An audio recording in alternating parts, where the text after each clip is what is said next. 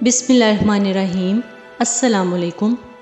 ماہ شوال سن 3 ہجری میں غزوہ احد پیش آیا۔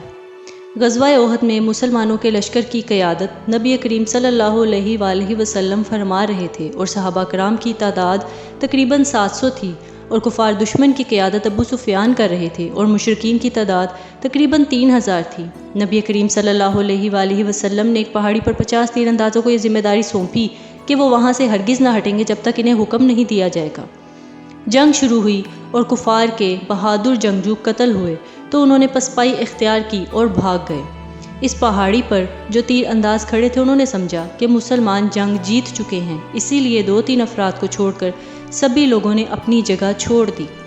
جب دشمن نے دیکھا کہ پہاڑ سے تیر انداز چلے گئے تو پہاڑی کے پیچھے سے گھڑ سوار دستوں کے ذریعے حملہ کر دیا، اور اس طریقے سے جو جنگ مسلمان جیتنے کے قریب تھے اس کا پاسا پلٹ گیا۔ میدان جنگ میں حضرت حمزہ رضی اللہ تعالیٰ عنہ جس جانب نکلتے دشمنوں کی صفیں الٹ دیتے تھے۔ وہ دونوں ہاتھوں میں تلوار لیے محو پیکار تھے۔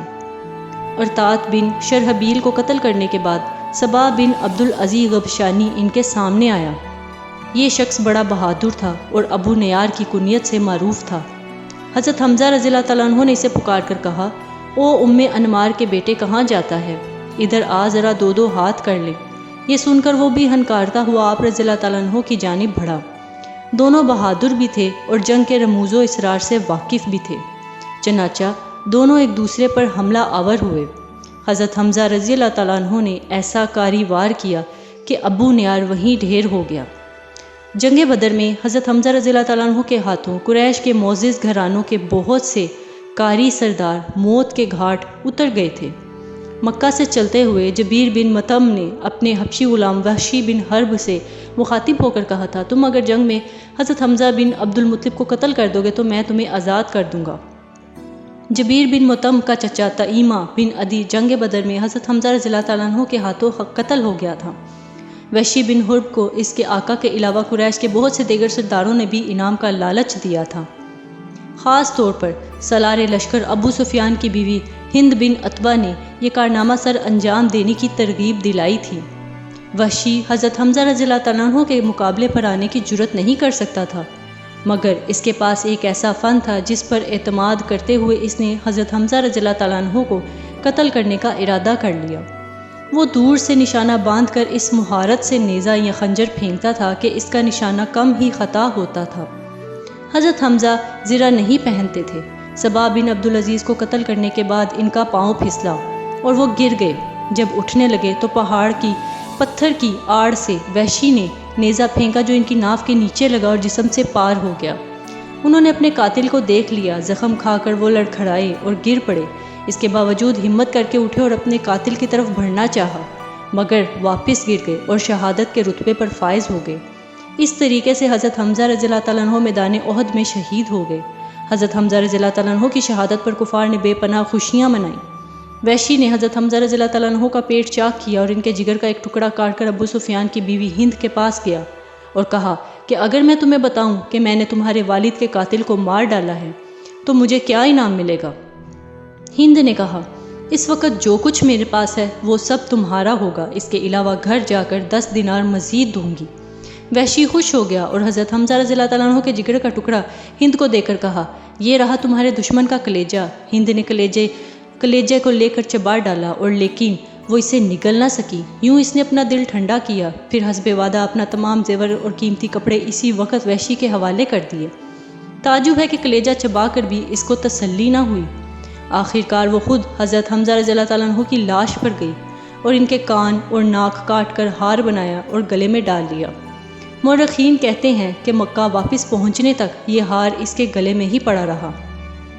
حضرت جابر رضی اللہ تعالیٰ عنہ فرماتے ہیں کہ جب حضور صلی اللہ علیہ وآلہ وسلم نے حضرت حمزہ رضی اللہ تعالیٰ عنہ کی لاش دیکھی جو بری طرح مبارک اعضاء کو کاٹ کر مسخ کر دی گئی تھی تو نہایت ازردہ ہو کر فرمایا کہ اب اس سے زیادہ دلی اذیت مجھے زندگی میں کبھی نہیں ہوگی۔ ابن اسحاق رحمۃ اللہ علیہ کے بیان کے مطابق رسول اللہ صلی اللہ علیہ وآلہ وسلم بنی عبد الاشمل کے مکان کے پاس سے گزرنے لگے تو وہاں عورتوں کے رونے پیٹنے کی آوازیں آ رہی تھیں جو جنگ احد میں شہید ہونے والے اپنے مردوں کا ماتم کر رہی تھی۔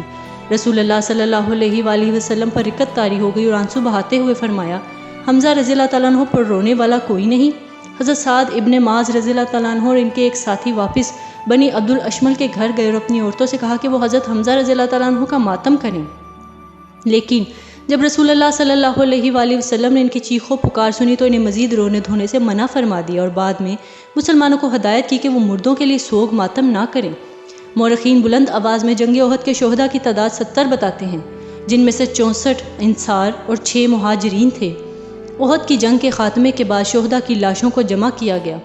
سید الشہداء حضرت امیر حمزہ رضی اللہ تعالیٰ عنہ کی لاش پر رسول اللہ صلی اللہ علیہ وآلہ وسلم نے پہلی نماز جنازہ پڑھی، پھر ایک ایک شہیدان کے پہلو میں رکھا گیا اور اس کی نماز جنازہ ہوئی۔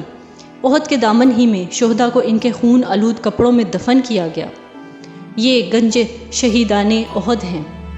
فتح مکہ کے بعد وحشی مدینہ منورہ میں اسلام قبول کرنے کی غرض سے بارگاہ رسالت صلی اللہ علیہ وآلہ وسلم میں حاضر ہوا۔ صحابہ کرام رضی اللہ تعالیٰ عنہ نے انہیں دیکھ کر حضور صلی اللہ علیہ وآلہ وسلم سے عرض کیا کہ آقا، یہ ہے وحشی، آپ صلی اللہ علیہ وآلہ وسلم کے چچا جان کا قاتل۔ حضور صلی اللہ علیہ وآلہ وسلم نے فرمایا، چھوڑو، اسے کیا کہنا ہے؟ البتہ ایک آدمی کا قبول اسلام 1000 کافر کے قتل سے مجھے زیادہ محبوب ہے۔ قبول اسلام کے بعد حضور صلی اللہ علیہ وآلہ وسلم نے حضرت وحشی رضی اللہ تعالیٰ عنہ سے قتل حضرت حمزہ رضی اللہ تعالیٰ عنہ کا واقعہ سنا۔ حضرت وحشی رضی اللہ تعالیٰ عنہ نے نہایت شرمندگی سے واقعہ سنایا۔ حضور صلی اللہ علیہ وآلہ وسلم نے فرمایا، ہو سکے تو میرے سامنے نہ بیٹھا کرنا، تجھے دیکھنے سے مجھے چچا کا صدمہ تازہ ہو جاتا ہے۔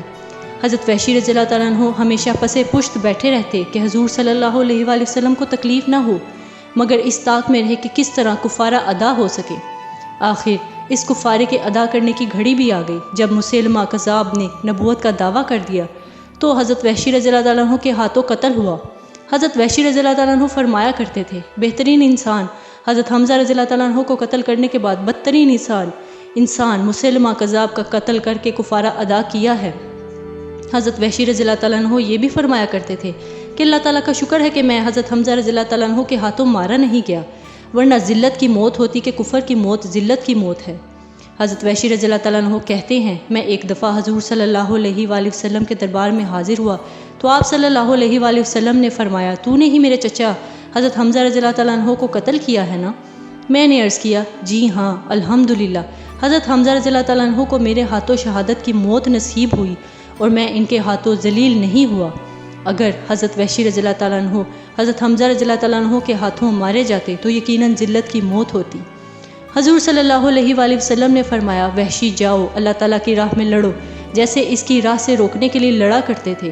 حضرت عبداللہ بن عباس رضی اللہ تعالیٰ عنہ کا قول ہے کہ حضرت حمزہ رضی اللہ تعالیٰ عنہ کو ان کی شہادت کے بعد فرشتوں نے غسل دیا۔ چنانچہ حضور اکرم صلی اللہ علیہ وآلہ وسلم نے یہ بھی تصدیق فرمائی ہے کہ بے شک میرے چچا کو شہادت کے بعد فرشتوں نے غسل دیا۔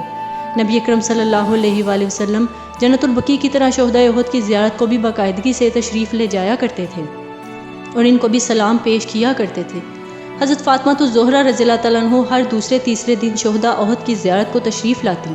آپ رضی اللہ تعالیٰ عنہ یہاں نماز پڑھتی اور شہداء کے لیے دعاؤں اور آنسوؤں کا نذرانہ پیش کرتی، اور یہ سلسلہ آپ رضی اللہ تعالیٰ عنہ نے اپنے وصال تک جاری رکھا۔